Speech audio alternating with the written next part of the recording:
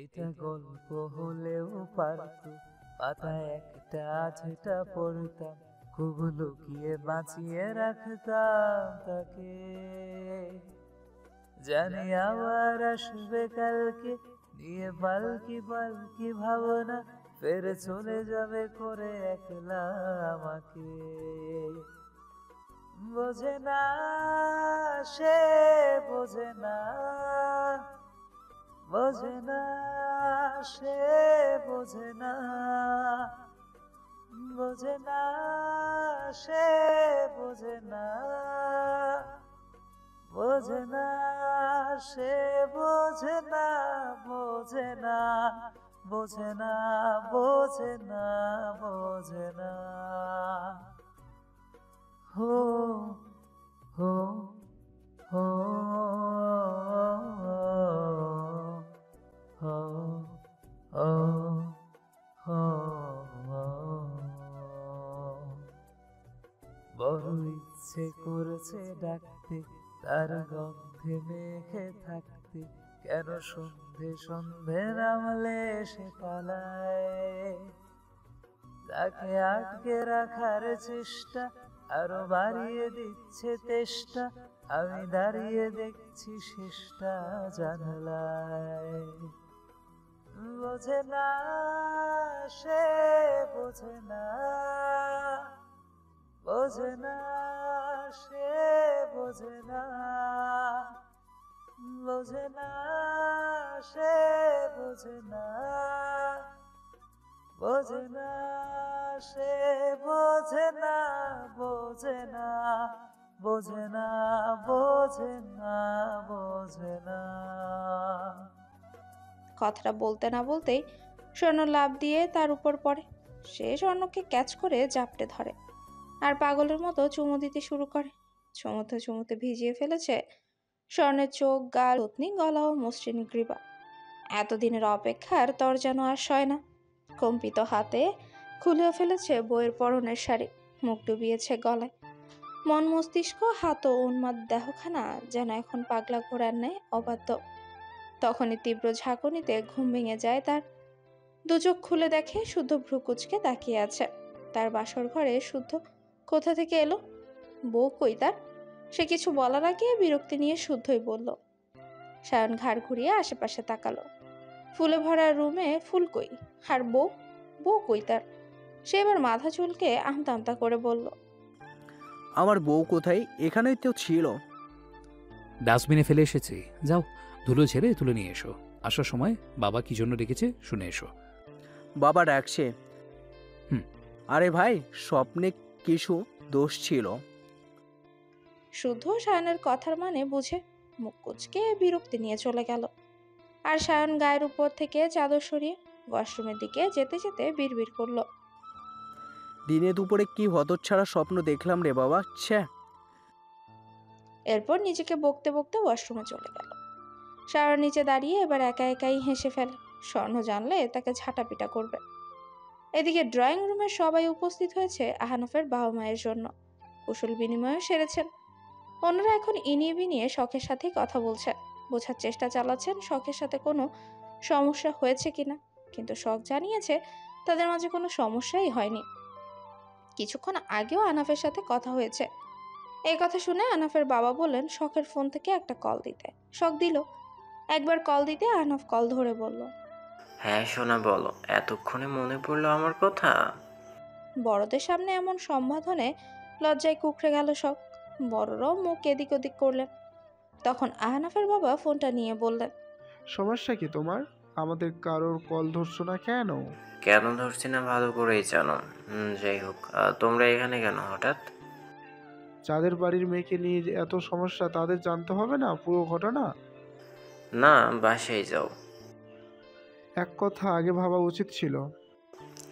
কথা পারিও না বাবা, বাসায় যাও। ওনাদের বাবা ছেলের কথা শুনে ভ্রু কুচকে তাকিয়ে আছেন শারাফাত চৌধুরী। সায়ন চৌধুরীর কপালেও চিন্তার ভাঁজ। শুধু দুহাত পেছনে মুড়ে রাজকীয় ভঙ্গিমায় দাঁড়িয়ে আছে। বোঝার চেষ্টা করছে মূল ঘটনাটা। কথার শুরুটা মোটেও পছন্দ হয়নি তার। এরা বাবা ও ছেলে উল্টাপাল্টা কিছু বললে আজ ধোলাই দিতে খামতি রাখবে না সে। পেট পুরে ধোলাই খাইয়ে এরপর বাসায় পাঠাবে। তার আবার অহেতুক পায়তারা সহ্য হয় না। তখনই ভেজা চুল মুছতে মুছতে দ্রুত পায়ে সায়ন নেমে এলো। তার গলায় ঝুলানো হালকা আকাশি রঙা তোয়ালে, পরনে মেহরুন টি শার্ট ও কালো ট্রাউজার। সিঁড়ি বেয়ে নামতে নামতে চোখাচোখি হলো স্বর্ণের সাথে। তাকে অসময়ে গোসল করতে দেখে ভ্রুকুচকে তাকিয়ে আছে স্বর্ণ। সায়ন গা ঘেঁষে দাঁড়ালো একদম স্বর্ণের পাশাপাশি। বাকিরা আহনাফদের কথা শোনায় মগ্ন। তখন স্বর্ণ কণ্ঠস্বর খাদে এনে বলল, অসময়ে গোসল করলে কেন? কোনো কথা বলবি না বেয়াদব। বিয়ে করতে বলি করিস না, তাহলে স্বপ্নে আসিস কেন? দূরে যা, যা বলছি। স্বর্ণ তার কথার আগামাথা কিছুই বুঝলো না। ওদিকে আহনাফের বাবা পারছে না ছেলেকে দুটো থাপ্পড় দিতে। তখন শারাফাত চৌধুরী গলা খাকারি দিয়ে সবার দৃষ্টি আকর্ষণ করলেন। তারপর নিজেই কথা বলার জন্য হাত বাড়িয়ে ফোন চাইলেন। আহনাফের বাবা ফোন এগিয়ে দিলে শারাফাত চৌধুরী স্বভাবসুলভ গরু গম্ভীর কণ্ঠে বলেন, কি হয়েছে আনা, কোনো সমস্যা? হঠাৎ ওনাকে দেখে আহনাফ ভ্যাবাচাকা খেয়ে গেল। সে দ্রুত নিজেকে সামলে সালাম দিল। শারাফাত চৌধুরী বাড়তি কথায় না গিয়ে আসল প্রসঙ্গে কথা তুললেন। সরাসরি জানতে চাইলেন এসবের মানে কি, শখ কিছু করেছে কিংবা অন্য কিছু। আহনাফ মাথা নিচু করে কিছুক্ষণ চুপ থাকে। তারপর নিঃশব্দে শ্বাস টেনে বুকে সাহস নিয়ে স্পষ্ট স্বরে জানালো, আঙ্কেল বিয়ের ডেটটা এগিয়ে আনা যায় না? কেন? 1.5 বছর আমার কাছে অনেক বেশি মনে হচ্ছে, কিন্তু শখের পড়া। জবাবে কিছু বলতে গিয়েও থেমে গেলেন শারাফাত চৌধুরী। অনুধাবন করার চেষ্টা করলেন ছেলেটার ব্যাকুলতা, কাতরতা। হে বয়স, হে সময়, হে উপলব্ধির সাথে পরিচিত তিনি। আজ বয়স বেড়েছে, চুলে দু একটা পাক ধরেছে, মানে এই না অনুভূতিরাও লোপ পেয়েছে। মনে মনে কিছু একটা ভেবে উনি ফোন থেকে দৃষ্টি সরিয়ে সরাসরি শখকে শুধালেন, মা, তোমার কি মতামত? বিয়ের ডেটকে এগিয়ে আনবো? শখ আমতা আমতা করে ওনার একটা কোণা শক্ত করে চেপে ধরেছে। সত্যি বলতে সে জানে আহনাফ কেন এমন করছে। আসলে সে শখকে ছাড়া থাকতে পারছে না। তার একটা দিন একটা বছর মনে হচ্ছে। 1.5 বছর তার কাছে নাকি 1.5 যুগের সমান। এই দূরত্ব না গোছালে সে পাগল হয়ে যাবে। তার একটাই অভিযোগ, চৌধুরী বাড়ির বড় কন্যা দিনকে দিন তাকে পাগল বানিয়ে দিচ্ছে। ফোনের অপর পাশে থেকে চুপ করে শুনছে আহনাফ। সে এক মনে আল্লাহকে ডেকে যাচ্ছে যাতে শখ মুখ ফুটে তার সম্মতি জানায়। শারাফাত চৌধুরীও দেখছে আহনাফের অস্থিরতা আর শখের নির্লিপ্ততা।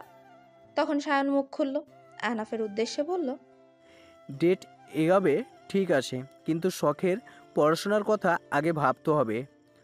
অতদিন কষ্ট করে অত কষ্ট করে তীরে এসে তরি ডুবানো যাবে না। গার্ডিয়ান হিসাবে তোমাকেও তো বুঝতে হবে আহনাফ। ডাক্তারি পোশাকে অন্যের সাথে গুলিয়ে ফেললে চলবে না। কথাটা শুনে আহনাফের মুখটা মলিন হয়ে গেল। এবার শাওন চৌধুরী বললেন, আবার কবে দেশে ফিরবে বাবা? 3 মাস পর। তুমি কি 3 মাস পর বিয়ের অনুষ্ঠান সারতে যাচ্ছ? জি আঙ্কেল। শখকেও নিয়ে যাবে? জি, আমি এই 3 মাসে সব ব্যবস্থা করে ফেলবো। তা না হয় বুঝলাম, কিন্তু এভাবে তো পড়াশোনার ব্যাড ইফেক্ট পড়বে। আমি আসছি, সব সামলে নেব ইনশাআল্লাহ। এই পর্যায়ে আহনাফের বাবা প্রচন্ড বিরক্ত হলেন। ধমকে উঠে ছেলেকে বললেন, এবার কিন্তু বাড়াবাড়ি করছো আনাফ। হট করে দেশ ছেড়ে আপনার মানুষ ছেড়ে পড়াশোনার ইনফেক্ট পড়বে, এটা তো ভুল বলবেনই ওনারা। বারণ শুনেছ না কেন? সমস্যা কি তোমার? ওনার ধমকে থমকে গেল ড্রয়িং রুম। শখও নীরবে কাঁদতে লাগলো। তবুও আহনাফ দমল না। সে মলিন মুখে জবাব দিল, ওকে ছাড়া আমার উপরেও খুব বাজে ইফেক্ট পড়েছে বাবা। এই আমিটা দিন দিন বড্ড বেশি এলোমেলো হয়ে যাচ্ছে। বউ আমার, বিয়েও করবো আমি, তাহলে আগে করলে কি সমস্যা? ওকে আজ হলো আমার কাছে আসতে হবে, কাল হলেও। তাহলে আগে পিছের হিসাব করে কি লাভ? নিজেদের কথা সাইডে রেখে আমার কথাটাও ভাবো তোমরা প্লিজ। থমকে গেল সবাই। কথা হারিয়ে গেল। একটা ছেলে কতটা ভালোবাসলে এভাবে সবার সামনে প্রিয় মানুষটাকে কাতর সুরে চাইতে পারে, আপন করার আকুলতা দেখাতে পারে। আহনাফের কথায় শখের বুক পাঁজর ভেঙে এলো। বলা বাহুল্য, এই কদিনে মানুষটার প্রতি তারও একটা মায়া জন্মেছে। একটু একটু করে ভালোবাসতে শিখেছে। শখকে কাঁদতে দেখে সবাই মুখ চাওয়াচাই করলো। তখনই শুদ্ধ এগিয়ে এসে বসলো বোনের পাশে, হাত বাড়িয়ে ফোনটা হাতে নিল। আহনাফ শুদ্ধকে দেখে সালাম দিল। শুদ্ধ জবাব দিয়ে হাত বাড়িয়ে ফোনটা হাতে নিল। আহনাফ শুদ্ধকে দেখে সালাম দিল। শুদ্ধ জবাব নিয়ে বাড়তি কথায় না গিয়ে সরাসরি শখের উদ্দেশ্যে প্রশ্ন ছুড়ল। আহনাফ স্পষ্টভাবে তোকে চাইছে, এবার বল তুই কি চাস? মুখ খোল, জবাব দে। রাজি থাকলে জানা, না থাকলেও প্রয়োজনে আহনাফকে ক্যান্সেল করে দেব। পৃথিবীতে ভালো ছেলের অভাব নেই। একথা শুনে শখ যেন আটকে উঠল। ভেজা চোখ তুলে তাকালো ভাইয়ের দিকে। আহনাফকে ভালোবেসে ফেলেছে। পরিস্থিতি যা, এখন মুখে কিছু বলতেই হবে, কিন্তু কিভাবে বলবে? সেও যে রাজি। 3 মাস পর বিয়ে হলেও তার সমস্যা নেই। বোনের চুপ থাকাতে শুদ্ধ বলল, তাহলে বাদ। আমার কোনো সমস্যা নেই ভাইয়া। তাহলে 3 মাস পরেই? তখনই সায়ন চৌধুরী কথা বললেন। কিন্তু তোর পড়াশোনা? এ কথার জবাব শখের দেওয়া হলো না, কারণ আহনাফের চোখে চোখ রেখে শুদ্ধ পুনরায় তাকে জিজ্ঞাসা করে বসে, শখের পড়াশোনা নিয়ে তোমার আপত্তি আছে? না ভাইয়া। ভেবে বলছো? জি ভাইয়া। ভালোবাসলে ভালোবাসার মানুষের চাও পাওয়াকেও ভালোবাসতে হয়, খেয়াল রাখতে হয়। তার ভালো মন্দ সকল সমস্যার সমাধানদাতা হতে হয়। আশা করি তুমিও তাই হবে। এটুকু বলেই সে মেজো চাচুর দিকে তাকালো। ওনার বলা কথার জবাবে বলল, বিয়ের পরেও মেয়েদের পড়াশোনা হয়, শুধু প্রয়োজন হয় নিজের চেষ্টা আর আপনজনদের সাপোর্ট। নিজের স্বপ্ন পূরণ করতে এই দুটোই যথেষ্ট। তাছাড়া বিয়ের পর আহনাফ যদি শখের পড়াশোনায় সামান্যতম বাধার কারণ হয়, আমি কথা দিচ্ছি বোন রাখবো না ওর কাছে। কারণ ওকে মনে রাখতে হবে সে চৌধুরীদের সম্পত্তি নয়, স্বয়ং চৌধুরীদের কলিজা নিয়ে যাচ্ছে। যাকে তাকে এই অমূল্য রতন তো আমরা দেব না। যাকে দেব তাকে অবশ্যই যোগ্য হতে হবে। কতটুকু যোগ্য কথায় নয়, কাজে করে দেখাতে হবে। শুদ্ধের প্রতিটি শব্দের ভার বুঝতে বাকি রইল না কারো। এটা যেন ঠান্ডা মাথায় শীতল কণ্ঠে হুমকি। এরপর আহনাফের কথা অনুযায়ী 3 মাস পর বিয়ের ডেট ঠিক করা হলো। গুমট পরিবেশ কাটাতে সকলে অন্য প্রসঙ্গে কথা তুলে। আহনাফও যেন হাফ ছেড়ে খুশি মনে কল কাটে। এরপর আর কিছুক্ষণ থেকে আহনাফের বাবা মা বিদায় নেন। শখ চলে গেল নিজের রুমে। একে একে ড্রয়িং রুম ফাঁকা হতেই শাহানু রুমের দিকে যাওয়ার জন্য পা বাড়ায়। রুমে না সে যাবে স্বর্ণের রুমে, কারণ পাজিটা তাকে বিয়ে করতে চায় না। অথচ স্বপ্নে এসে কি সব করে যায়। কেন করে এসব? এর জবাব তাকে দিতেই হবে, না দিলে থাপড়িয়ে দাঁত ফেলে দিবে বেয়াদবটার। কিন্তু সে যাওয়ার আগে শুদ্ধ পাশ কাটিয়ে যেতে যেতে বলল, বাগানে যাও, কেউ তোমাকে ডাকছে। কথাটা বলে শুদ্ধ রুমে চলে গেল। শায়ন ভেবেছে স্বর্ণ বোধ হয়, তাই সেও পা বাড়ালো বাগানের দিকে। কিন্তু গিয়ে কাউকে দেখলো না। খুঁজলো এদিক ওদিক। হঠাৎ কারো কান্নার শব্দে আর একটু এগিয়ে যেতে কান্নার শব্দ তীব্র হলো। ভালো করে খেয়াল করে দেখলো স্বর্ণ নয়, শীতল গাছের উপর বসে ভ্যাবে কাঁদছে। গাছের নিচে কাটা বিছিয়ে রাখা। তাকে দেখা মাত্রই শায়ন বিচলিত হয়ে বলল, এ কি কাণ্ড! এখানে কেন তুই? আর এভাবে কাটা বিছিয়ে রাখা কেন? ওই কুত্তা বিছিয়েছে। কুত্তা? কুত্তা এভাবে কাটা বিছিয়েছিস বলিস কি? এই দেখি ডিজিটাল কুত্তা। একে তো জাদুঘরে রেখে আসা উচিত, সেই সাথে নরকনামা করা উচিত। কাটা বিছানো কুত্তা। অন্য সময় হলে শায়নের কথা শুনে শীতল খিলখিল করে হাসতো, কিন্তু এখন মোটেও হাসতে ইচ্ছে করছে না তার। তাই তো নাক টেনে ফুপাতে ফুপাতে জবাব দিল, এই কুত্তা সেই কুত্তা নয়, একটা মানুষ কুত্তা। মানুষ আবার কুত্তা হয় কিভাবে? কি বলছিস পাগলের মতো? কাটা সরাই, নেমে আয় দেখি। কথাটা বলেই শায়ন একে একে কাটাগুলো সরালে শীতল গাছ থেকে নেমে এলো। কোমরে গুজে রাখা ওড়নাটা ঠিকঠাক করে ধপাধপ পা ফেলে ছুটলো বাড়ির ভেতর। দৌড়ে সিঁড়ি দিয়ে চলে গেল শুদ্ধের রুমে। ভিজিয়ে রাখা দরজা খুলে দেখলো শুধু খালি গায়ে দাঁড়িয়ে ফোনে কথা বলছে। সে রাগে ফসফস করে কোনো মতে নিজেকে সামলে তার রুমে চলে গেল। ওয়াশরুমে গিয়ে মাথাতে পানিও দিল। তারপর ভেজা চুল মুছে ধপ করে শুয়ে পড়লো বিছানার উপর। খানিকক্ষণ পরে মাগরিবের আজান দিল। সন্ধ্যার নাস্তা করার জন্য সিরাত সবাইকে ডাকছে, সেও গেল। সায়ন বাদে একে একে সবাই হাজির হয়েছে। শুদ্ধ কোথাও যাবে বোধহয়, রেডি হয়ে নিচে নেমেছে। শীতল তাকে দেখা মাত্র থমথমে মুখে সোফা ছেড়ে মেঝেতে বিছানো কার্পেটের উপর বসে। তারপরে এক হাত বাড়িয়ে ট্রে থেকে হালিমের বাটি হাতে তুলে নেয়। শুদ্ধ এসে বসেছে পাশের সোফায়, শীতল গরম হালিম মুখে দিতেই ছ্যাঁকা খেয়ে উফ করে ঠোঁট চেপে ধরে। শুদ্ধ ভ্রুকুচকে কিছু বলার আগে শীতল উঠে হনহন করে রান্নাঘরে চলে গেল। এই অসভ্য মানুষটার সাথে কথা বলবে না সে। ততক্ষণে সবাই বসেছে ড্রয়িং রুমের সোফায়। সিরাত, সিমিন বাহারি সব নাস্তা চা এনে রাখছে সবার সামনে, তুলে নিয়েছে যে যার পছন্দের সব নাস্তা।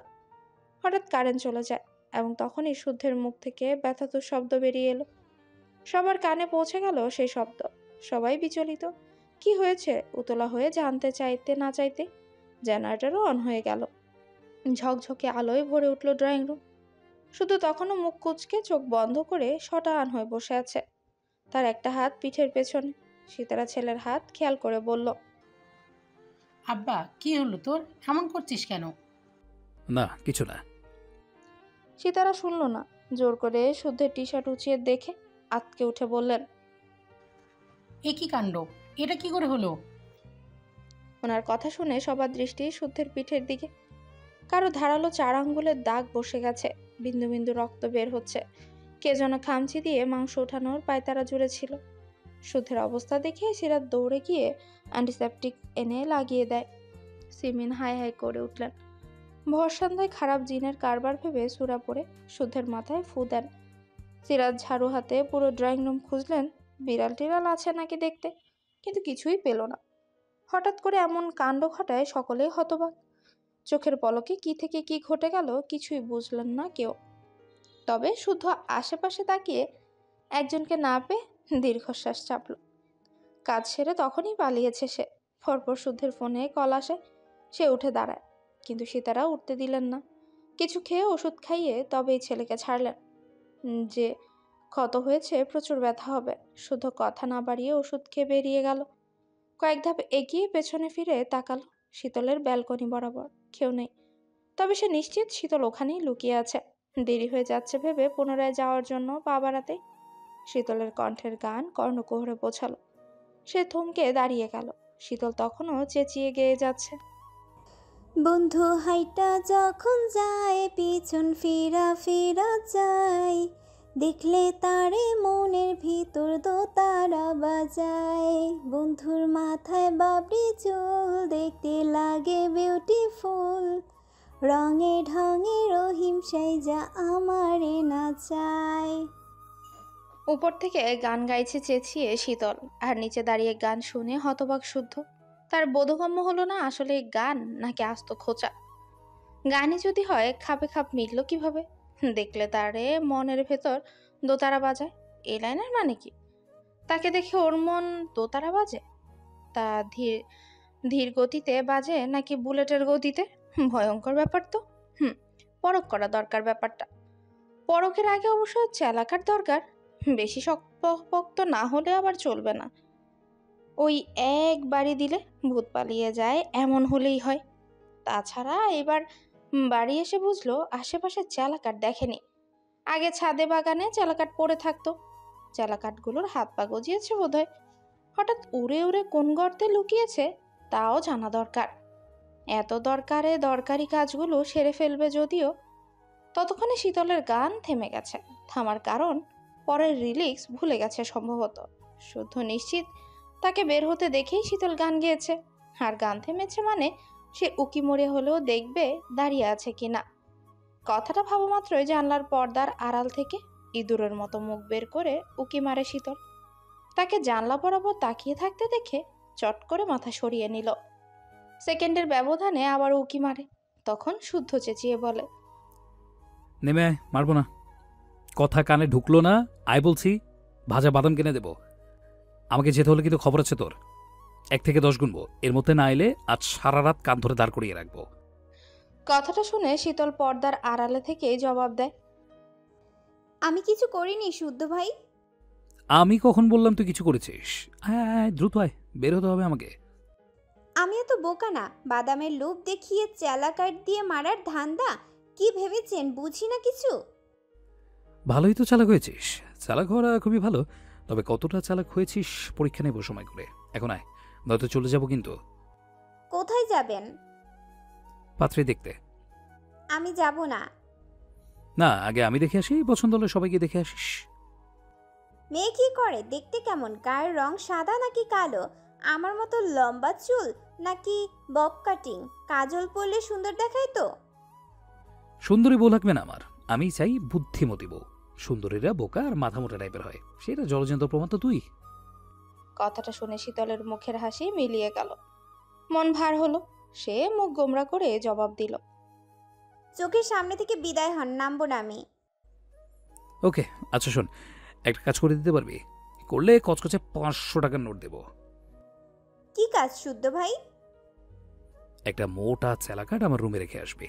আজকাল বাড়িতে জঙ্গলি বিড়ালের উপদ্রব বেড়েছে, মুখের ভাষাও জঘন্য, শায়েস্তা করা লাগবে। এসে যদি দেখি কাজ কমপ্লিট করেছে, তাহলে সাথে সাথেই টাকা পেয়ে যাবি। সত্যি তো? হুম। আচ্ছা থাক তাহলে, রাতে দেখা হচ্ছে। টাকা নেওয়ার জন্য রেডি থাকিস। কথাটা বলে শুদ্ধ সময় দেখে দ্রুত পায়ে বেরিয়ে গেল চৌধুরী বাড়ির গেট পেরিয়ে। শুধু চালাকিও ধরে ফেলেছে সে, তবে চালাকি খাটালো না দেখে খিলখিল করে হেসে উঠল। শুদ্ধকে জব্দ করতে পেরে খুশির অন্ত নেই। দুটো ডানা থাকলে আকাশে এখনই 2 চক্কর মেরে আসার মতো খুশি তার অন্তরে হতো। সন্ধ্যায় বাড়ির সদস্যদের সামনে ওই দুঃসাহসিক কাজটা করতে পেরে মন যেন পুরো পৃথিবীর সামনে বলতে চাচ্ছে, পৃথিবী এত সুন্দর কা, সুখ এত শান্তির কা। কথাটা বলেই সে ধারালো নখের দিকে তাকিয়ে নখের উপর চুমু খেলো। তারপর কায়দা করে ভ্রুজোড়া নাচিয়ে দুষ্ট হেসে বলল, আসবি আর লাগতে, আজ পিঠে দিয়েছি, এবার মুখে দেব। সুন্দরী মেয়েদের সাথে উড়াউড়ি করার স্বাদ জন্মের মতো ঘুচিয়ে দিব। মুখ ভেঙচে দিয়ে কথাটা বলে স্মরণ হলো শুধু পাত্রী দেখার কথা বলেছে। আসলে কি তাই? গেলে যাক, তার মতো বিশুদ্ধ পুরুষকে কোন মেয়ে সঙ্গী হিসেবে নিয়ে কপাল পোড়াতে চায় সেও দেখবে। অবশ্য সে মেয়ের জন্য অগ্রিম আকাশ সম সমবেদনা। কথাটা বলে মিটিমিটি হাসতে হাসতে রুমে চলে গেল সে। খুব শান্তি লাগছে, রাগ মিটেছে। এতক্ষণ রাগে মাথা টাতা হ্যাং হয়ে যাচ্ছিল যেন। ইচ্ছে করছিল দাঁতের তলে দিয়ে পিষতে। এত রাগ হতো না যদি না পেয়ারা গাছের লাল পিঁপড়ের কামড়ে অবস্থা খারাপ করে দিত। পিঁপড়ের জ্বালায় লাফ মেরে নামতেও পারেনি, গাছে উঠতে নামতে ভালোই পারে সে। 3 বোনের মধ্যে সেই একমাত্র গাছে উঠতে পারে, শুধু নিচে কাটা বিছানো থাকায় নামতে পারেনি। কাহিনী এখানে শেষ হলে তো আও হতো, মনকে বুঝ দিতে পারত। হারামি পিঁপড়ের কামড়ে কান্নাকাটি করে মানুষ হাসাতে চায়নি। এখন তো বড় হয়েছে, পিঁপড়ের কামড়ে কাঁদলে লোকে কি বলবে, তাই সে কথা গোপনই থাক। কিন্তু পেয়ারার ফুলের উপর বসা হারামজাদা মৌমাছিটাও ভুনভুন করে উড়ে এসে ঠিক ঘাড়ের উপর দিয়েছে ফুল ফুটিয়ে। এক হাতে ডাল ধরে আর এক হাত দিয়ে মৌমাছি সরাতে গিয়ে দেখে 3টে মৌমাছি 3টে কামড়ে ধরে আছে। তারপর কোনো মতে 3টিকে পিষে মেরে কাঁদছিল সে, খুব জ্বলছিল। মৌমাছির কামড়ে জ্বালা যত বাড়ছিল তার সব রাগ জমা হচ্ছিল শুদ্ধের উপর। তার কারণেই এসব হয়েছে। তারপর আর কি, সুযোগ মতো সেও নখ দিয়ে তাকেও জ্বালিয়ে দিল, দেখ কেমন লাগে। অতঃপর এখন শান্তিই আসা। আজ মান ভালো থাকায় পড়তেও বসলো। কিছুক্ষণ বই নিয়ে নেড়ে চেড়ে দেখে তার মনে হলো কাল থেকে রমজান মাস, পবিত্র মাস। এই মাসে পড়ে কি হবে, ঈদের পর মেলা সময় আছে, তখনই পড়লে হয়। এখন মন ভালো উপন্যাসের বইটা শেষ করা যাক। যে ভাবা সেই কাজ। সে উঠে গিয়ে অর্ধেক পড়া উপন্যাসের বইটা নিয়ে শুয়ে পড়ে। উপর হয়ে শুয়ে বুকের নিচে বালিশ দিয়ে মনোযোগ সহকারে পড়তে লাগলো। পড়তে পড়তে তার একটা লাইন বেশ পছন্দ হলো। কাউকে জীবন্ত লাশ বানাতে চাও, তবে তার সর্বাঙ্গে তীব্র ভালোবাসার জীবাণু ছড়িয়ে দাও। রন্ধ্রে রন্ধ্রে তুমি নামক রোগ ছড়িয়ে দাও। তোমার নাম তার মন কুঠিরিতে খোদাই করতে বাধ্য করো। যদি করো, দেখবে সে মরবে না, তবে ভালোও থাকবে না। প্রাপ্তি হিসেবে দেখবে পুরো মানুষটাই তোমার দখলে, তোমার আয়ত্তে। বাণীতে আলো। কথাখানা ভারী পছন্দ হলো শীতলে। চিত হয়ে শুয়ে বইটা বুকের উপর রেখে গভীর চিন্তায় মগ্ন হলো। ভাবলো অনেক কিছুই। তার শত্রু ওই লোকটা, তাকে এই মঞ্চে কাবু করলে কেমন হয়। সুনসান এরিয়া, চারিদিকে অন্ধকার জঙ্গল। সেই জঙ্গল পেরিয়ে শুধু 5 মিনিটের পথ পায়ে হেঁটে এসে থেমেছে নির্জন এক স্থানে। তারপর আশেপাশে তাকিয়ে প্রবেশ করলো জঙ্গলের আরো গভীরে। সারি সারি গাছ, অন্ধকার পথ, কাটা ঝোপে ভরা মেঠো পথ পেরিয়ে এসেছে আধভাঙা পুরনো এক খুপড়ির কাছে। খুপড়িটা দেখে মনে হচ্ছে কয়েক বছর আগে বাড়ি বানাতে গিয়েও বানানো হয়নি। অবহেলায় ইট খসে গেছে। সবুজ লতা পাতায় ভরা খুপড়ির দুর্বল প্রাচীর। আশেপাশের বড় বড় গাছের পাতা ঝরে শুকিয়ে মাটিতে পড়ে আছে। কদম ফেলার সাথে সাথে মর্মর শব্দ হচ্ছে। সে খুপড়ির এক কোণে শুকনো পাতার স্তূপ সরিয়ে হাঁটু গেড়ে বসে মাটি স্পর্শ করতে খট করে শব্দ হলো। মুহূর্তেই সেখানে গোলাকৃতি লোহার প্লেট দেখা গেল। আশ্চর্যজনকভাবে প্লেটের মাঝখানে হালকা নীল আলো জ্বলে উঠল। ঘুরছে প্লেটটা, প্যাটার্ন লক চাচ্ছে। শুদ্ধ অদ্ভুত কায়দায় প্যাটার্ন আঁক করলে ইংলিশ এস অক্ষরটি ভেসে লক খুলে গেল। দেখা মিলল একটা গেটে পা রাখতেই সাপের মতো পেঁচানো সিঁড়িতে দাঁড়িয়ে লোহার প্লেটের মাধ্যমে গেট বন্ধ করে পুনরায় সিঁড়ি বেয়ে নামলো সে। তারপর নির্দিষ্ট এক স্থানে দাঁড়াতেই শরীরে স্ক্যান হলো। স্ক্যান করার কারণ, শরীরে যদি কোনোভাবে ক্ষতিকর কিছু লেগে থাকে তাহলে সেটা রিমুভ হয়ে যাবে, নয়তো বা অ্যালার্ট দিবে। এখানে প্রবেশের আগে এমন অনেক সতর্কতা মানতে হয় তাকে। মানার মতো সিস্টেম অন রেখেছে। আর তাছাড়া পার্সোনাল ল্যাবে অনেক কিছুই আছে, সেগুলো এইদিকে যেমন উপকারী তেমনই ক্ষেত্র বিশেষ হয়ে দাঁড়ায় প্রাণনাশী। শুদ্ধের শরীর স্ক্যান হয়ে গেলে দরজার দিকে এগিয়ে গেল। পিপ পিপ শব্দে বোতাম চেপে পাসওয়ার্ড ইন করে। মুহূর্তেই গেট খুলে যেতে চোখে পড়লো এক মানবীর দিকে।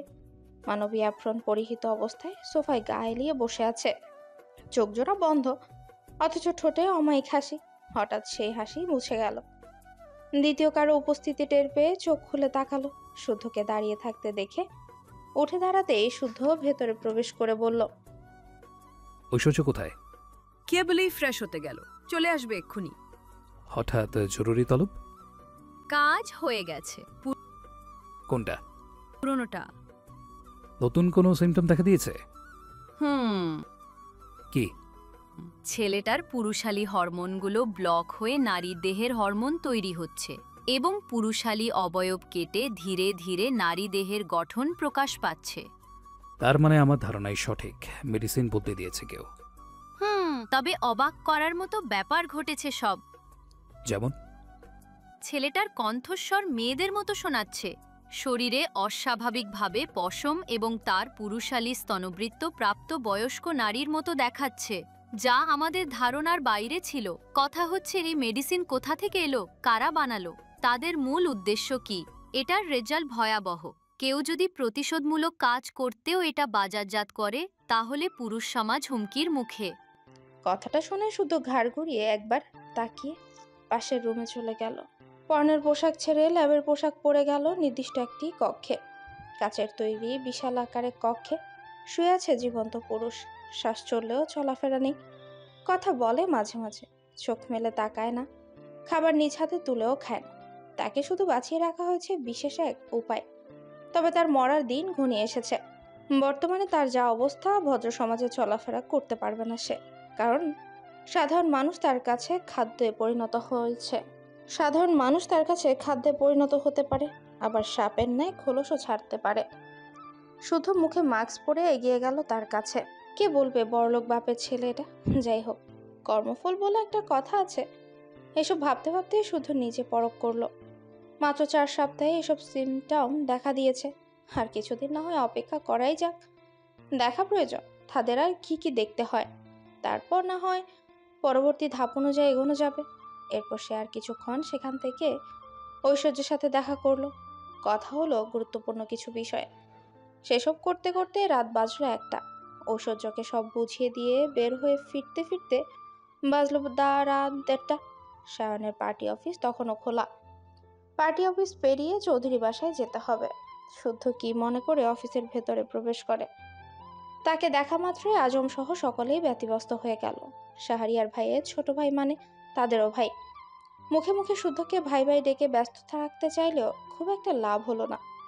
শুধু চট করে চেয়ার ছেড়ে উঠে দাঁড়ায়, তারপর আজমকে বলে বসে, ভাই একটু কাঁধে গেছে, শৈলা আসবে না।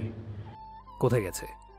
কানকে মারা দিতে হলয় বহুত জ্বলাইতাছে। শরীর ভয়ের ছাপান খাইয়ে মাদার শুধরাইব না। আপনি বসেন ভাই, ঠান্ডা খান। কনক মানে সিদ্দিকের চেলা? হ্যাঁ ভাই। কি করেছে সে? কানকের বোনরে কেরা আদানি রেপ করছে। এখন কোনো দোষ দিতাছে শহরিয়ার ভাইয়ার রেপ পুলিশ কেস করেছে। পুলিশ আইছিল কিছুক্ষণ আগে। তার মানে ভাইয়া থানায় এখন, তাই তো? হ্যাঁ না, মনে হইছে কি ভাই?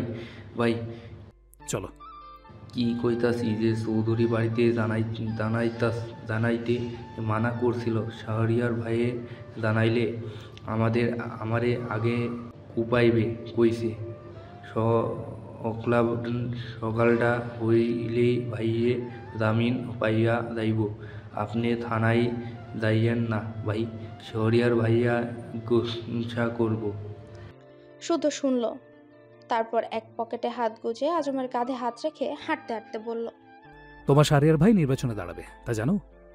যে ভাই জানি। এসব কেস ভাইয়ার নামের আগে পিছিয়ে থাকলে তার নির্বাচন করার স্বাদ ঘুচে যাবে। রাজনীতি করো অথচ সিদ্দিকের চাল ধরতে পারোনি।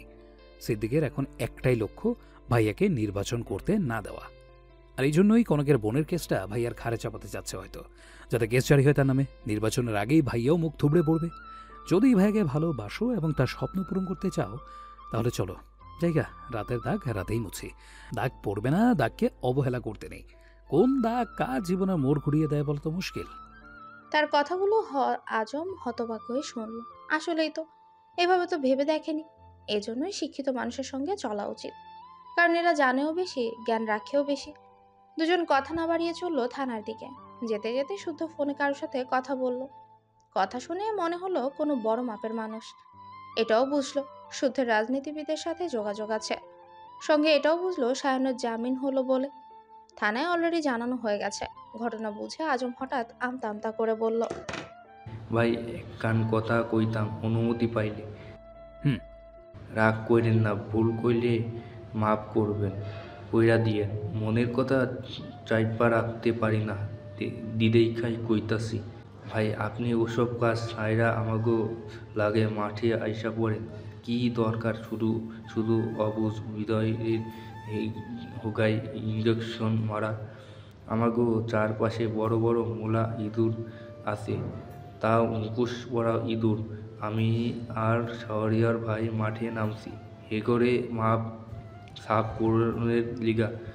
আপনি আমাগো সঙ্গ দিলে আরও ভালো হইতো, কারণ আপনি তো আমার ইঁদুরের হেগায় ইঞ্জেকশন মারার অভিজ্ঞতা আছে, পারবেন ভালোই। আমরা রোজ আপনারে ইঁদুর আইনা দিব, আপনি খালি ইঞ্জেকশন মারবে। আমি খালি ইঞ্জেকশন মারি, এই কথা কি বলেছে? শীতল আপনার আপাই এসব ভাষা ব্যবহার করেছে? না না, সি আপা, পড়ালেহা জানা নাই, জানা মাইয়া এসব ভাষা কয় নাই, ভালোবাসা কইছে। শুনি কত ভালো ভাষা ব্যবহার করেছে। আসলে হয়েছে কি, আমি বাইরে আপনার কথা জিজ্ঞাইলাম, তখন আমি নতুন কাউরে চিনতাম না। শীতল আপাই ভাইয়ের সাথে ছিল। আপারে গাড়ি কইরা কলেজে নামাইয়া দিতে যাইতেছিলাম। আপনার কথা কাউনের পর আপাই কইছিল আপনি সাইন্টিস্ট। আমি বুঝি নাই এডি আসলে কি কাম কি। পরে আপা আমারে বুঝাইতে কইল আপনি বিজ্ঞানী, পরীক্ষা নিরীক্ষা করেন লিগা নাকি ইঁদুরের বামে ইঞ্জেকশন মারেন। আপা শিক্ষিত মাইয়া, তাই কইছিল বাম বাম কি তাও বুঝি নাই তখন। পরে আপা তাই ওইলা গেল। শাহরিয়ার ভাই কইছিল বাম মানে হইল পাশা। ভদ্রলোকেরা পাশাকে সম্মান দেখানোর লিগা বাম কয়। আমার আবার এত ভালোবাসা মুখে আহে না, তাই আমি কইছি হেগো ভালো করছি না ভাই। আপনি আমাদের দলে চইলা আহেন না ভাই, মিল্লাই ঝুইল্লা কাম করলে আমরাই হইব এখনকার রাজা। ক্ষমতার লোভ ভালো জিনিস নয় আজম। ক্ষমতার লোভ মানুষকে পশুতে পরিণত করে, বিবেকের দুয়ারে মরিচা ধরায়। তাছাড়া আমি আমার কাজ নিয়ে সন্তুষ্ট ছিলাম, আর তাই আছি। শুধু শুধু ইঁদুর গুলনের উপরে এত রাগ কেন আপনার? হেরা যতই শুধু প্রাণী হোক, এগোরে কি লাগে না কেন? ভাইয়া কি রাগ হইলেন নাকি? ভুলভাল বকবক শোনার অভ্যাস আছে আমার। বলো তুমি, সমস্যা নেই। হ্যাঁ হে বাসায় এলেন ভাই?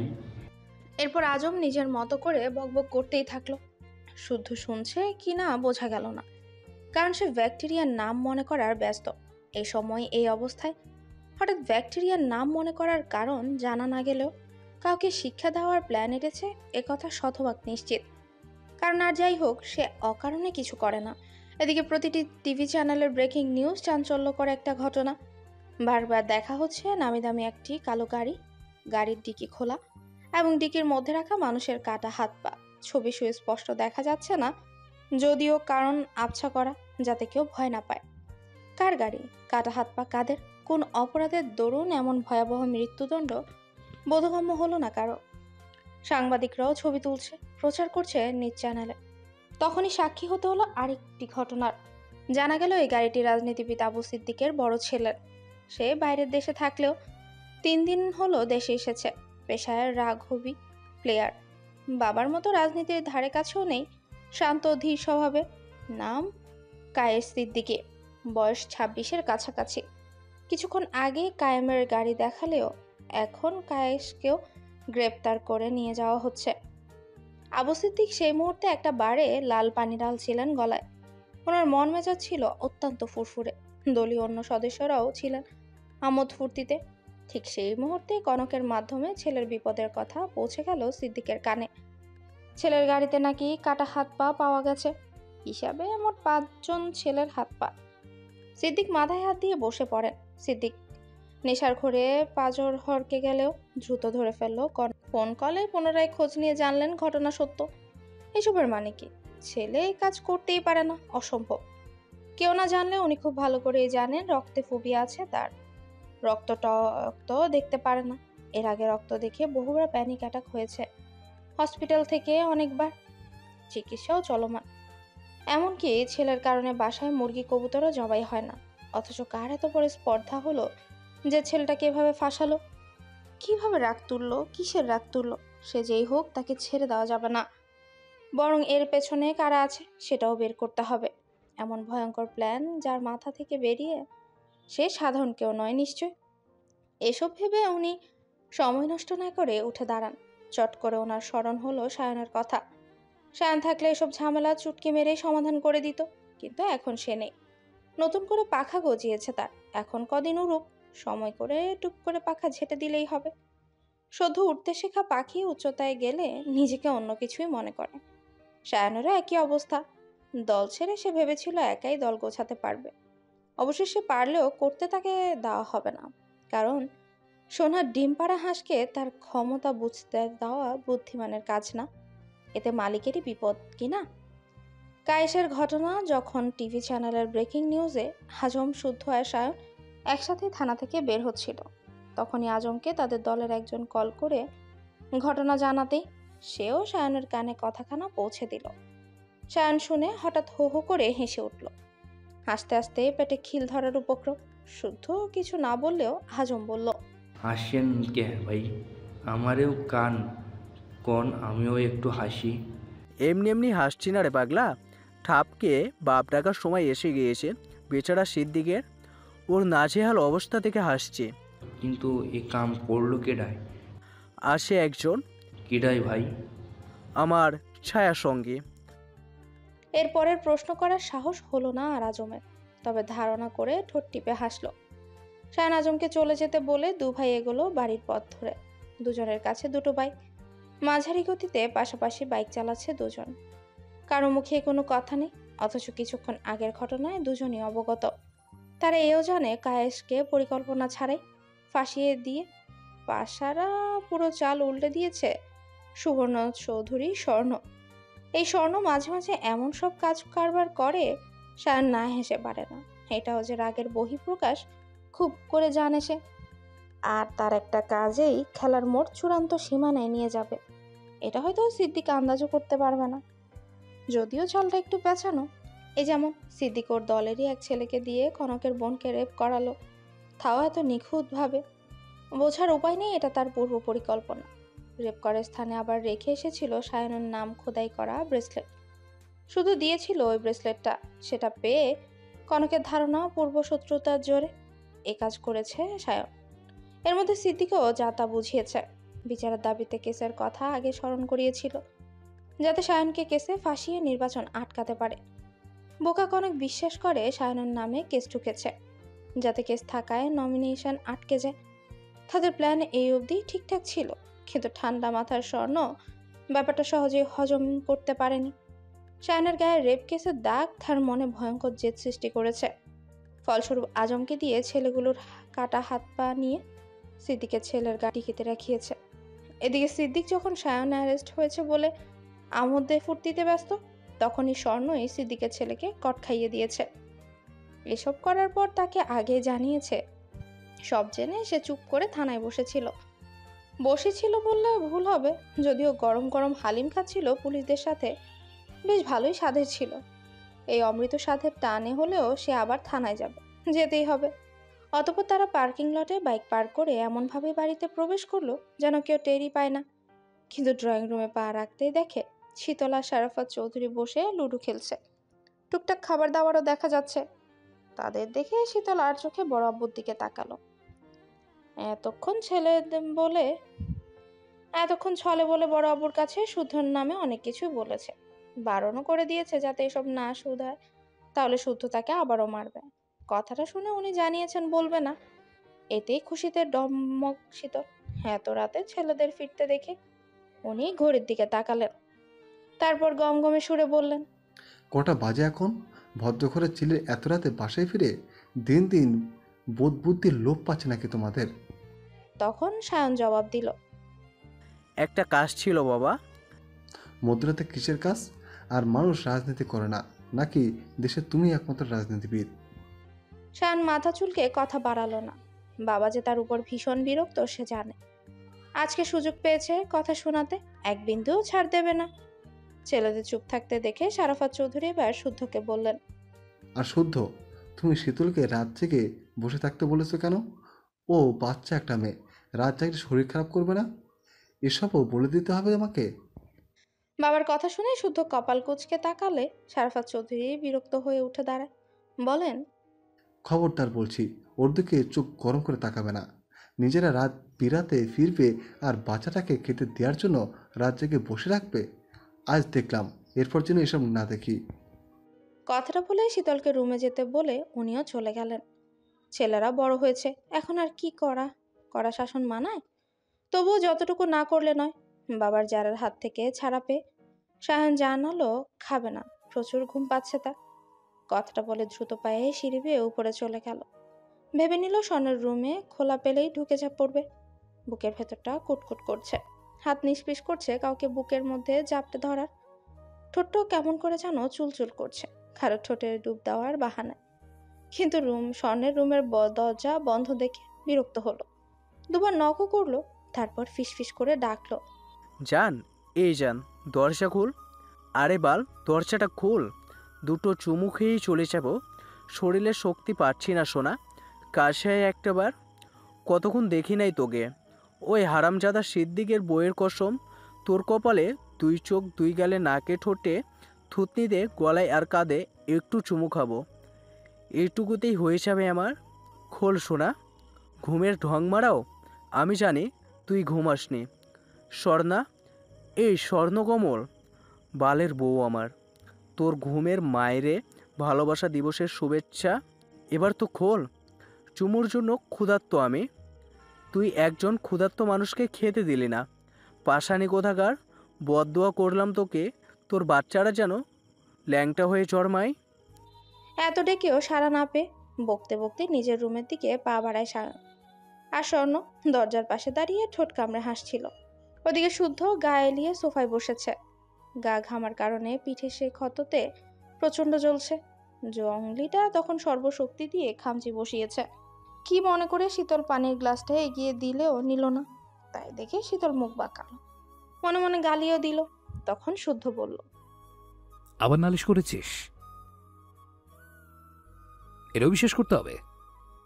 আমি টিভিতে মুভি দেখছিলাম, বড় আব্বু পানি নিতে এসেছিলেন, আমাকে বসে থাকতে দেখে ঘুমাতে যেতে বললে আমি বলেছি সায়ান ভাই আর শুদ্ধ ভাই এখনো ফিরেনি, ওনারা এলে খেতে দিতে হবে। খেতে দে। আচ্ছা। শীতল খাবার গরম করে খেতে ডাকলে শুদ্ধ খেতে বসে। তার পাশে চেয়ারে আইসক্রিম নিয়ে বসে শীতল। তারপর পটানো সুরে বলে, শুদ্ধ ভাই, আপনি ওই হাদিসটা জানেন? কোন হাদিস? শ্রমিকের গায়ের ঘাম শুকানোর আগে পারিশ্রমিক দেওয়ার কথা বলা হয়েছে, ওই হাদিসটা। চালাকাট রেখে এসেছিস? সেই কখন? যা ঘুমাতে যা। যাবো তো, আমার পারিশ্রমিক দেন। আমরা মুসলিম ঘরের ছেলে মেয়ে, আমাদের উচিত অক্ষরে অক্ষরে হাদিস পালন করা, তাই না? তা তো অবশ্যই। আমার কাছে টাকা নেই, রুমে চল দিচ্ছি। এতক্ষণ বসেছিলাম, একটু বাড়িয়ে দিন। জানেনই তো শ্রমিকদের খুশি করলেও আল্লাহ খুশি হন। ও নিয়ে ভাবিস না, তোকে খুশির চূড়ান্ত লেভেল অবধি ঘুরিয়ে আনার দায়িত্ব আমার। বলছিলাম যে দেশে ফিরলেন আমাদের জন্য কিছু কিছু আনেননি? না মানে প্রতিবারই তো আনেন। তার মানে আবার আমার ট্রলি হাতিয়েছিস তুই? ইয়ে মানে একটু হাতিয়েছিলাম, কই চকলেট টকলেট পেলাম না তো। কথাটা শুনে শুধু ঘাড় ঘুরিয়ে তাকায়। এত মারে বকে তাও শুধরানোর নয় এমে। এই কি কখনো বড় হবে না? বুদ্ধি শুদ্ধিও হবে না? জবাবের অপেক্ষায় তাকিয়ে থাকতে দেখে সে বলল, প্রতিবার তোদের জন্য আনি, এবার শুধু আমার জন্য এনেছি। একটা পারফিউমও তো আস্ত রাখিসনি, তাই আরো ভালো ভালো পারফিউম এনেছি। এগুলোর দাম কি ওগুলোর চেয়েও বেশি? আমি গিয়ে দেখি তাহলে। যাবি? যা, খবরদার নষ্ট যেন না হয়। আচ্ছা। কথাটা বলে শীতল খুশিতে গদগদ হয়ে দৌড়ে চলে গেল। শুদ্ধ ধীরে সুস্থে খেয়ে রান্নাঘরের সব রেখে রুমের দিকে গেল। পাখি খাঁচায় ঢুকে পড়েছে, বাড়তি তাড়া নেই যদিও। তখন পাখিকে একটু শিক্ষা দেওয়া যাক। মনে মনে এসব ভেবে রুমে গিয়ে দেখে শীতল ট্রলি নিয়ে বিছানার মাঝখানে বসেছে। দুটো ট্রলি থাকায় প্রথমে যেটা খুলেছে সেটা শুদ্ধের কাপড়ের। সেখানে কিছু না পেয়ে কাপড় চোপড় এলোমেলো করে ছড়িয়ে ছিটিয়ে রেখেছে। আরেকটা খুলে পারফিউমের মোড়ক খুলে দেখছে। পুরো রুম পারফিউমের গন্ধে মোমো করছে। শুদ্ধ আপাতত কিছু বলল না। রুমের দরজা লক করে স্টাডি টেবিলের উপর বসলো সে। খাতা ও কলম টেনে নিয়ে খসখস করে কি সব লিখলো। তারপর ঝরঝরে হাতের লেখায় পূর্ণ খাতাটি শীতলের হাতে ধরিয়ে দিয়ে বলল, এখানে 15টা ব্যাকটেরিয়া ও কোন ব্যাকটেরিয়া কোন রোগ হয়, এখানে 15টা ব্যাকটেরিয়া আর কোন ব্যাকটেরিয়া কোন রোগ হয় লেখা আছে। এগুলো মুখস্থ করে লিখে এরপর রুম থেকে বেরোবি। শীতল হতবাক। এই মধ্যরাতে কোন দুঃখে ব্যাকটেরিয়ার নাম মুখস্থ করতে যাবে সে?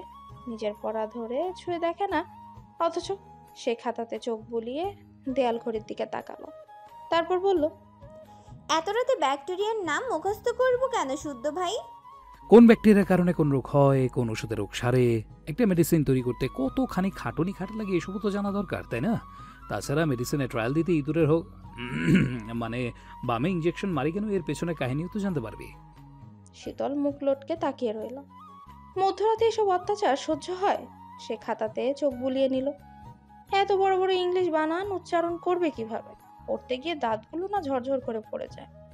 সে খাতা থেকে নজর সরিয়ে বিছানা থেকে নামতে নামতে বলল, অনেক রাত হয়েছে, বড় আব্বু রাত জাগতে বারণ করেছে, শরীরটাও খারাপ লাগছে শুদ্ধ ভাই, কাল মুখস্থ করে দেব। কথাটা বলে দরজার কাছে গিয়ে দেখে দরজা লক করা। পার্স ইন করলে দেখাচ্ছে রং পাসওয়ার্ড। সে বিস্ফোরিত দৃষ্টিতে পেছনে ঘুরে দেখে শুদ্ধ নেই। ওয়াশরুম থেকে পানি পড়ার শব্দ আসছে, অর্থাৎ জব্দ করার সব পথ ঠিকঠাক করে এসে গেছে ফ্রেশ হতে। শীতল পুনরায় পার্স দিল, না তাও হলো না, বরং শুদ্ধের ফোনে অ্যালার্ট নোটিফিকেশন আসতে থাকলো। শীতল কাঁদো কাঁদো হয়ে পুনরায় বিছানায় বসে। এবার কি হবে? 20 মিনিট পর শুদ্ধ মাথা মুছতে মুছতে বেরিয়ে এলো। কালো ট্রাউজার আর সাদা টি শার্ট।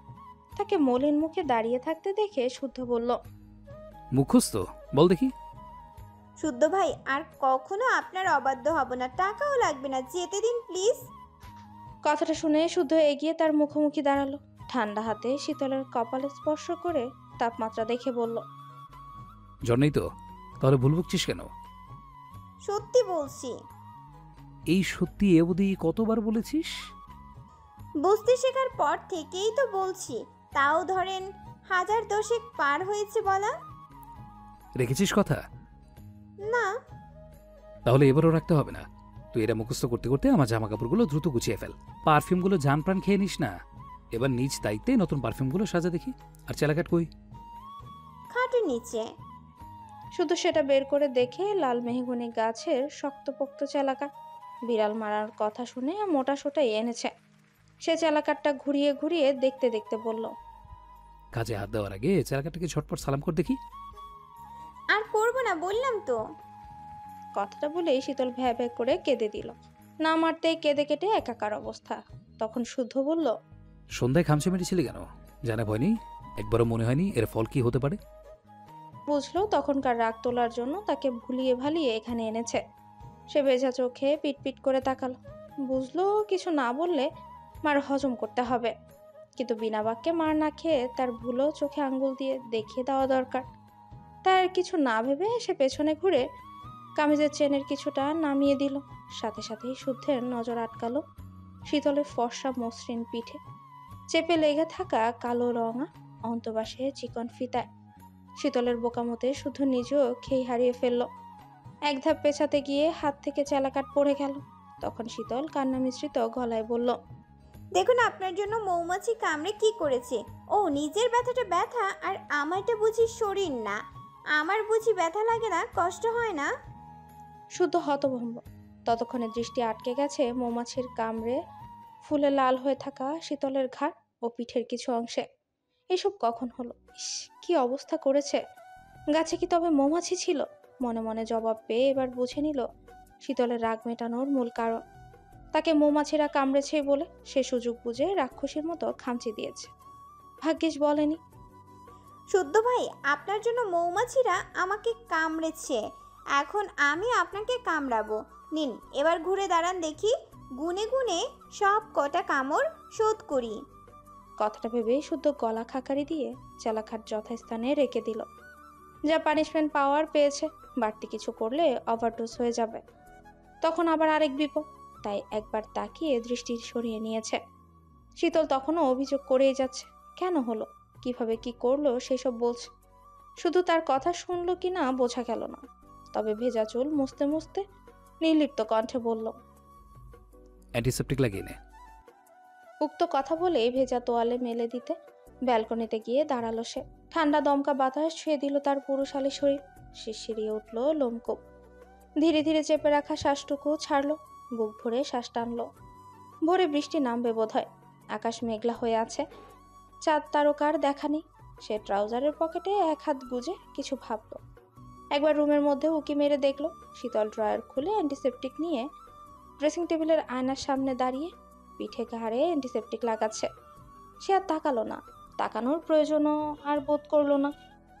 কন্ট্রোল কন্ট্রোল জিনিসটাতে লাল কার্ড দেখাতে বরাবরই পারদর্শী সে, যদিও সেটা একটু একটু করে গড়ে তোলা কঠোর পরিশ্রমের ফল। এত সোজা না সামান্য কিছুতেই নিজের আত্মসংযমকে পায়ে পিষে ফেলা, আবেগের বশে ভুল করে বসা। বলা বাহুল্য, রিসার্চের ক্ষেত্রে নগ্ন নারী দেহের অঙ্গ প্রত্যঙ্গের ব্যাপারে অনেক কিছু জানতে হয়েছে, পড়তেও হয়েছে, এমনকি নোট করতেও হয়েছে। সায়েন্সের স্টুডেন্টদের কাছে শুরুর দিকে ব্যাপারটা অস্বস্তিকর হলেও দিনকে দিন কাজের ক্ষেত্রে মানিয়ে নিতে হয়। একটা সময় স্বাভাবিক হয়ে ধরা দেয়। যদি তা না হতো তাহলে নারীদের শরীরে থাকা গোপন অসুখের চিকিৎসা হতো না, আর না অসুখের প্রতিষেধক তৈরি হতো। এমনটাও না নারীদের অসুখের মেডিসিন নারী তৈরি করে, কথাটা সম্পূর্ণ ভুল। নারী ও পুরুষরা মিলে অনেক প্রচেষ্টার ফল হিসেবে এক একটা প্রতিষেধক সৃষ্টি করে, রিসার্চ করে দেখে কতটা কাজে দেবে, কতটা উপকারী। মোট কথা সে ভালো করেই জানে শীতল চঞ্চল, অশান্ত, মাথা মোটা, কোনো কিছুই ভেবে করে না। একবারও ভাবে না বোকামোর কাজ কি রূপ প্রভাব ফেলতে পারে। যেমন সেদিনই বোকামি করে ফোন তার কামিজের মধ্যে ঢুকিয়ে নিয়েছিল। অন্য কেউ হলে এমনটা করতো না, বরং 10 বার ভাবতো। সেদিনের মতো আজকেও আচমকা তার কামিজের চেন খুলে দাঁড়িয়ে গেছে তারই সামনে। একবারও ভাবেনি যে সে আগের ছোট শীতল আর নেই। এখন হাতে পায়ে বড় হয়েছে বেশ, শরীরে পরিবর্তনও ধরা দিয়েছে। এখন আর এসব বোকামো চলে না। কিন্তু মেয়েটা বুঝলে তো, এসব আবার সায়নের কাছে করে না। সে সায়নের কাছে সমস্ত গোপন কথা জমা রাখে। এমন সব গোপন কথা তাদের মুখে বোম পড়লেও কেউ বলবে না, আর না তাদের দেখে কেউ টের পাবে না। অথচ সে এত মারে বকে, তবুও তার কাছে উদ্ভট কর্মকাণ্ডগুলোই করে। যদিও এসবে অভ্যেস হয়ে গেছে আজকাল। এজন্যই বোধহয় অন্তবাসের কালো ফিতা দেখেও তেমন কিছু মনে হয়নি। হচ্ছেও না, বরং স্বাভাবিক। সবই স্বাভাবিক। এর কারণও হতে পারে কঠোর আত্মসংযম। তবে একদিন নির্দিষ্ট কারো প্রতি সমস্ত কন্ট্রোল হারাবে। বাধা নিষেধের দুয়ারে তালা লাগিয়ে বদ্ধ উন্মাদ হবে। এতটাই উন্মাদ হবে যা কেবল সে নারীরই তার উন্মাদনায় মাতাল হবে, কাতর হবে। ছটফটিয়ে কান্নারত স্বরে অভিযোগ ছুড়বে, আপনার নামের মতো আপনি শুদ্ধ পুরুষ নন, আপনি অশিষ্ট ও অসভ্য পুরুষ। এদিকে শীতল অ্যান্টিসেপটিক লাগিয়ে কামিজের চেন আটকে নিল। বিকাল থেকে যা ঘটেছে এসবের মূল হুতা ওই শুদ্ধই, সে মূল অপরাধী, যার প্রমাণ রয়েছে তার গায়েও। এত কিছুর পরেও একটা সরি বলল না। কেন বলল না? বলতেই হবে। সে ভুল করলে তাকে ছাড়ে না, বরং চেলা কাঠ দিয়ে মেরে আধমরা করে দেয়। আজ সে ভুল করেছে, অর্থাৎ তাকে সরি বলতেই হবে। না বললেই আগামীকাল এমন কিছু ঘটাবে তার জন্য ওই শুদ্ধ থুকু বিশুদ্ধ পুরুষই দায়ী থাকবে। এসব ভেবে গুটি গুটি পায়ে গিয়ে দাঁড়ায় ব্যালকনিতে। ব্যালকনির লাইট অব্দি জ্বালায়নি পাষাণ মানব। ঘুটঘুটে অন্ধকারে দাঁড়িয়ে কোন রাজ্যের রাজ্যপাট জ্বালাচ্ছে কে জানে। তার উপস্থিতি টের পেয়েও তাকালো না শুদ্ধ। পূর্বের ন্যায় একই ভঙ্গিমায় দাঁড়িয়ে আছে, তবে শীতল একটু পরপর ঘাড় ঘুরিয়ে তাকাচ্ছে। গা ঘেঁষে দাঁড়ালো। ঘুটঘুটে অন্ধকার চারদিকে, গাছগুলোকে দেখতে দানবের মতো লাগছে, যেন এ বুঝি মাথা তুলে হাউমাউ করে তেড়ে ফুরে আসবে। আশেপাশের কোথাও একটা পেঁচা ডাকছে। কি অদ্ভুত স্বর! সেই মুহূর্তে কারেন্ট চলে গেল, বাতাসের গতি বাড়লো, ঝড় উঠেছে। চোখের পলকে বড় বড় বৃষ্টির ফোঁটা আছড়ে পড়লো মাটির বুকে। শান্ত হতে লাগলো উত্তপ্ত মাটির বুক, ছড়ালো সোধা মাটির গন্ধ। শীতল আশেপাশের গাছগাছালির দিকে তাকালো না, বরং একটু সরে গেল। ভয়ে মুখ চুপসে গেল। কখনো না জানি থেনাদের চোখে চোখ পড়ে যায়। আচ্ছা, যদি সত্যি সত্যি চোখে চোখ পড়ে যায় তাহলে কি করা উচিত? লাজুক মুখে হাসা উচিত নাকি ভয়ে জ্ঞান হারানো উচিত? কি করবে সে? কোনটা করলে ভালো হবে? এইসব ভেবে পরক্ষণেই ভাবলো, আরে ধুর, পাশে শুদ্ধ ভাইয়ের মতো এক সারমার্কা থেনা থাকতে একদম ভয় কিসে। কথা ভেবে মুখ টিপে হাসলো। তারপর গ্রিলের ফাঁক গলিয়ে বৃষ্টির পানি ছুঁতে মন ভালো হয়ে গেল। ভুলে গেল কিছুক্ষণ আগের ঘটনা। মুখ ভর্তি হাসি নিয়ে মিষ্টি করে ডাকলো, শুদ্ধ ভাই। যা করতে বলেছি করে বিদায় হওয়া। কর্কশ কণ্ঠে কথাটা বলতে দেখে শীতলের মুখের হাসি নিভে গেল। মলিন মুখে তাকালো পাশে দাঁড়ানো বর্বর মানবটার দিকে। সব সময় খ্যাক খ্যাক করে কেন? একটু ভালো করে বললে কি হয়? ততক্ষণে জেনারেটর অন হয়ে গেছে, ঝকঝকে আলোয় ভরে গেছে শুদ্ধের রুম। তাই সে বলল, রুমে চলুন। রুম কি তোর বাপে নাকি তোর শ্বশুরে যে তোর কথা মতো রুমে যেতে হবে? বড় আব্বুকে বলে দিব আপনি কিন্তু অকারণে আমার সাথে খারাপ ব্যবহার করেন। আমিও বলবো, যখন তখন আমার রুমে এসে আমাকে বিরক্ত করিস। কই যখন তখন আসি? এখন এসেছি কারণ আপনার কারণে মৌমাছির কামড় খেতে হয়েছে। যা করেছেন তা দেখবেন না। আমি করেছি? আমি করলে দাঁড়িয়ে থাকার অবস্থায় থাকতি? কথা বাড়াস না তো, রুমে যা। রুম কি আপনার বাপের নাকি আপনার শ্বশুরের যে আপনার কথা মতো রুমে যেতে হবে? কথাটা বলেই সে নিজেই খিলখিল করে হেসে হাতে পানি ছুড়ল শুদ্ধের দিকে। এবার শুদ্ধের মেজাজ বিগড়ে গেল। সে শক্ত হাতে শীতলের লম্বা বেনুনি হাতে পেঁচিয়ে টান দিতেই শীতল ব্যথাতুর শব্দ করে উঠল। চুল ছাড়াতেই মোচড়ামুচড়ি করতে লাগলো। তখনই শুদ্ধ হাতের বাঁধনে দ্বিগুণ চাপ প্রয়োগ করে বলল, এত জ্বালাস কেন আমাকে? কি সুখ পাস আমাকে জ্বালিয়ে? উফ, লাগছে শুদ্ধ ভাই, ছাড়ুন। আর জ্বালাবি? জ্বালাবো। কথাটা শুনে হাতের মুঠ আরেকটু শক্ত করতেই ও মাগো করে কেঁদে উঠল শীতল। আর জ্বালাবে না বলে কথাও দিল। তখন শুদ্ধ চুল ছাড়লো। ছাড়া পেয়ে মুখ ভেঙচি দিয়ে রুমে চলে গেল শীতল। একে একে ছড়ানো জামা কাপড়গুলো গুছিয়ে রাখলো। পূর্বের ন্যায় সব পারফিউমের কোটাগুলো থরে থরে সাজালো। এবারের পারফিউমের বোতলগুলো ডিজাইন অন্যরকম সুন্দর। সবগুলো বোতল কাচের, অফ হোয়াইট কালার বিধায় লাইটের ঝলকানিতে চোখ ধাঁধিয়ে যাচ্ছে। সে সাজাতে সাজাতে প্রতিটি পারফিউম নিজের গায়ে স্প্রে করেছে। সুগন্ধ শুকছে। সবকটা মিলিয়ে অদ্ভুত সুগন্ধ বের হচ্ছে শরীর থেকে। এসব করতে করতে হঠাৎ স্মরণ হলো উপন্যাসের প্রিয় উক্তিটির কথা। বিড়বিড় করে এবার আওড়িয়ে নিল, কাউকে জীবন্ত লাশ বানাতে চাও? তবে তার সর্বাঙ্গে তীব্র ভালোবাসার জীবাণু ছড়িয়ে দাও। রন্ধে রন্ধে তুমি নামক রোগ ছড়িয়ে দাও। তোমার নাম তার মন কুঠুরিতে খোদাই করতে বাধ্য করো। যদি করো, দেখবে সে মরবে না, তবে ভালোও থাকবে না। প্রাপ্তি হিসেবে দেখবে পুরো মানুষটাই তোমার দখলে, তোমার আয়ত্তে।